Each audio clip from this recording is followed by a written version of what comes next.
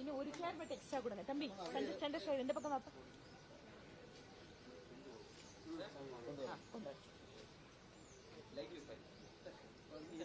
தம்பி பின்னாடி போட்டு.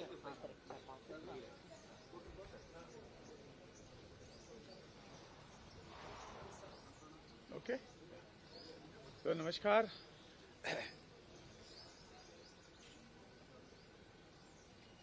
Our visionary Prime Minister, Sri Narendra Bhai Modi ji, have started that Rozgar Mela in 2022, and this is the 17th edition of that Rozgar Mela, and I am fortunate that I got the opportunity to visit Coimbatore just to distribute the job card to candidate was selected from this Coimbatore. There are 51 candidates from different departments, from railways, post and telegraph, home and other ministries. Just now we have completed the program. We have already seen that program. This is just I told that this is the 17th edition, and more than 11 lakh job was distributed for last 3 years, and our Prime Minister thought that our nation's power is youth, and the employment given to them and creation of more creation of the employment is done, then our country will go ahead with all the developmental work and other this thing. So I thanks our Prime Minister that he took that vision, and up to 7th edition we have come here, and it will continue so long that whatever opportunity that job will create, that will be given to the youth of this nation, and it is a great pride all of us that job seeker definitely will help the administration and constructing a new Vikasit Bharat, and their contribution will be valuable to this Vikasit Bharat, which was our Prime Minister's dream, that 2047 our country will become a Vikasit, developed, fully developed, and this is the part of this Vikasit Bharat program. And I thanks Honorable Prime Minister for doing this tremendous job by giving the job to our youth. Any questions, sir? Nothing. நான் தனியாக கொடுத்துறேன். Any question? அந்த நெல்லு பிரச்சனை பெருசா போயிட்டு delta மாவட்டங்கள் இந்த கடுமையான மழை பாதிப்பு ஒரு புறம், இன்னொரு புறம் தகுந்த பாதுகாப்பு, அதாவது அவர்களுக்கான வசதிகள் ஏற்படுத்தி கொடுக்காததால கொள்முதல் செய்வதில் காலதாமதம் ஏற்பட்டு விவசாயிகள் கடுமையான வேதனைக்கு உள்ளாயிருக்கிறார்கள், பெரும் இழப்பை சந்தித்துக் கொண்டிருக்கிறார்கள். இது தொடர்பாக சட்டப்பேரவையில் உணவுத்துறை அமைச்சர் திரு சக்கரபாணி அவர்கள் பேசுகின்ற பொழுது மத்திய அரசின் மீது வழக்கமான ஒரு குற்றச்சாட்டை தெரிவித்தார். செறிவூட்டப்பட்ட அரிசி காலதாமதம், ஈரப்பதம் அப்படிங்கிறது. இதையெல்லாம் ஏதோ இப்பதான் புதிதாக மாநில அரசு தெரிந்து கொள்வதை போல பதிலளித்திருக்கிறார். முழுவதுமாக ஒரு பொறுப்பில்லாத அரசாக திராவிட மாடல் அரசு இருந்து கொண்டிருக்கிறது என்பதற்கு இன்று டெல்டா மாவட்டத்து விவசாயிகள் படுகின்ற துயரமே எடுத்துக்காட்டாக இருக்கிறது.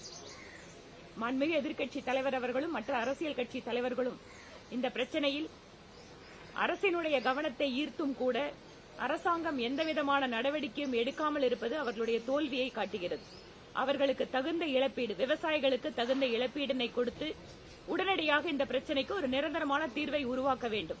சேமிப்பு கிடங்கள் இல்லாம எத்தனை வருஷம் விவசாயிகள் கஷ்டப்பட போறாங்க? சேமிப்பு கிடங்களை என்ன ஒரு மாசத்துல கட்ட முடியுமா? இதற்காக திட்டமிடல் எந்த விதத்திலே திட்டமிடல் கிடையாது. டெல்டாக்காரன் என்று சொல்கின்ற மாநிலத்தினுடைய முதல்வர் பெயரளவுக்கு அந்த பெயரை பயன்படுத்துகிறாரே தவிர உண்மையாக விவசாயிகளுக்கு, அதிலும் டெல்டா மாவட்ட விவசாயிகளுக்கு முற்றிலுமாக திராவிட மாடல் அரசு துரோகம் இழைத்துக் கொண்டிருக்கிறது. அதேபோல சென்ட்ரல் கவர்மெண்ட்ல நீங்க பேசும்போது சொன்னீங்க ஜாப் ஆர்டர்ஸ் எல்லாம் நாங்க கொடுத்துட்டு இருக்கிறோம், மற்ற வாக்குறுதிகள் மற்றவங்க எல்லாம் பண்ணாத மாதிரி நீங்க பேசுனீங்க. பிரைம் மினிஸ்டர் அவர்கள் என்ன வாக்குறுதியை கொடுத்துட்டு இருக்காரோ செஞ்சுட்டு இருக்காரு அப்படிங்கறத நம்ம இந்த 6 மாச காலத்திலேயே எங்களால உதாரணமா சொல்ல முடியும். அது 10 லட்சம் பேருக்கு வேலைனாரு, இன்னைக்கு 11 லட்சம் பேருக்கு அரசு வேலை கொடுத்துட்டு இருக்கிற நிகழ்வை கண்ணு முன்னால ஒவ்வொரு நிகழ்வையும் உங்க முன்னாலதான் நடத்தி காட்டிட்டு இருக்கோம். அதே போல ஜிஎஸ்டியை குறைப்போம் அப்படின்னு ஆகஸ்ட் 15 ரெட் போர்ட்ல பேசினாரு. இன்னைக்கு தீபாவளிக்கு என்ன சேல்ஸ் ஆயிருக்கு, எந்த அளவுக்கு இன்னைக்கு அரசுக்கு வருமானம் வந்திருக்கு, இன்றைக்கு வியாபாரிகள் எந்த அளவுக்கு வருமானம் அதிகமாயிட்டு இருக்காங்க, உற்பத்தி துறை மேனுபேக்சரிங் செக்டர் இதனால இன்னும் புதிய பூஸ்டுக்கு போயிட்டு இருக்கு. அதனால ஜிஎஸ்டி குறைப்போங்கிறது இன்னைக்கு கண்ணு முன்னால 3 மாச காலத்துக்குள்ள குறைச்சு மக்களுக்கு அந்த வாக்குறுதியை நிறைவேற்றி இருக்காரு. நான் அது கான்ட்ரடியா சொல்லணும்னா திராவிட மாடல் அரசு எத்தனை வாக்குறுதிகளை கொடுத்தீங்க? நான் இதைத்தான் சட்டப்பேரவையில கேட்டேன். அரசு ஊழியர்கள், அரசு மருத்துவர்கள், செவிலியர்கள், இந்த மாதிரி அரசாங்கத்தை எதிர்த்து கொடுத்த வாக்குறுதியை நிறைவேற்றாமல் தூய்மை பணியாளர்கள், இன்றைக்கு விவசாயிகளுக்கு கொடுத்த வாக்குறுதியை நிறைவேற்றல. இதை கேட்கின்ற பொழுது நான் சொன்னேன், சொன்னீர்களா செய்தீர்களான்னு கேட்டேன். அதுக்கு அவங்க என்ன சொன்னாங்க? நாங்கள் சொன்னதை மீறி நாங்க அதிகமா செஞ்சுட்டு இருக்கோம். நாங்க இன்றைக்கு டெல்டா விவசாயிகளுடைய கண்ணீரே அதற்கு சாட்சி. எந்த அளவுக்கு இந்த அரசாங்கம் தோல்வி அடைந்திருக்கிற அரசாங்கம், துரோகம் செய்கின்ற அரசாங்கம் அப்படிங்கிறது. தீபாவளி மது விற்பனை அதிகரிச்சே வருது ஆண்டுக்கு ஆண்டு. அதான் அமைச்சர் சொன்னாரு, வருஷத்துக்கு வருஷம் ஏறுது அப்படின்னு. ஒரு பக்கம் 1000 ரூபாய் கொடுக்கறாங்க பெண்களுக்கு, இன்னொரு பக்கம் நாங்க மக்களுக்கு இதை செய்யறோங்கிறாங்க. ஆனா திரும்பவும் அரசாங்கத்துக்கு வருமானம் எங்கிருந்து வருது? டாஸ்மாக்ல இருந்து வருது. நான் இதற்கு முன்பாக கூட ஒரு ஈவென்ட்ல, மோடியின் மகள் ஈவென்ட்ல சொன்னேன், இளம் விதவைகள், அப்பா இல்லாத பெண் குழந்தைகளுக்கு நாங்க நிகழ்ச்சி நடத்துறோம் வருஷம். அந்த இளம் குழந்தைகள் அப்பா இல்லாம ஏன் நிக்கிறாங்கன்னு கேட்டா 90% ஆண்கள் குடிப்பழக்கத்தால இறந்திருக்காங்க. எவ்வளவு பெரிய சமூக அநீதி நடந்துட்டு இருக்கு.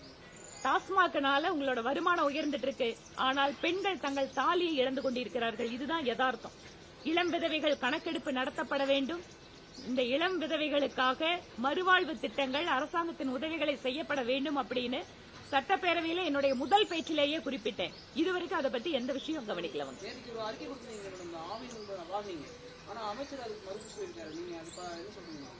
ஆவின் கூட்டுறவு சங்கங்கள் மூடப்பட்டிருக்கிறதா ஆர்டிஐ வாயிலாக அரசாங்கத்தினுடைய பதிலை வைத்துதான் என்னோட அறிக்கையை சொல்லியிருக்கேன். அவங்க முதல்ல டிபார்ட்மெண்ட்ல என்ன நடக்குதுன்னு பாக்கணும்.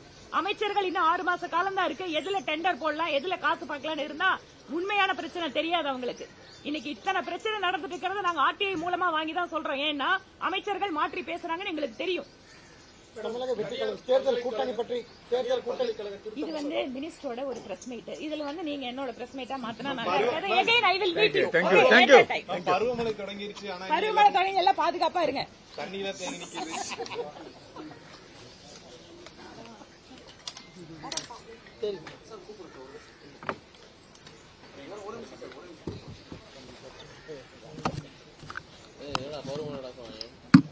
நீ அங்க இருக்கிற, நீ வரலையா?